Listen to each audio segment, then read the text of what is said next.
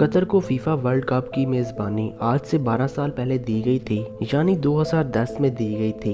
इन 12 सालों में कतर ने जदीद टेक्नोलॉजी पर मुश्तमिल नए stadiums, hotels, shopping malls, fun zones, इसके अलावा एक नया शहर ही बना दिया। कतर में इस वर्ल्ड कप के लिए ऐसे जदीद टेक्नोलॉजी के स्टेडियम्स बनाए गए हैं जिनके टेम्परेचर को एक रिमोट के साथ कंट्रोल किया जा सकता है। इन स्टेडियम्स की कुल तादाद 8 है। इनके अंदर देखा जाए तो ये किसी 5 स्टार होटल से कम नहीं है। इन तमाम चीजों की तैयारी में कतर ने $300 बिलियन खर्च कर दिए हैं। इससे पूरी दुनिया की आंखें खुल गई हैं, क्योंकि यह तारीख का सबसे महंगा होने वाला वर्ल्ड कप है। और अगर तारीख में होने वाले तमाम वर्ल्ड कप्स में खर्च होने वाली दौलत को इकट्ठा कर लिया जाए तो वो तब भी इसके आसपास भी नहीं भटकती।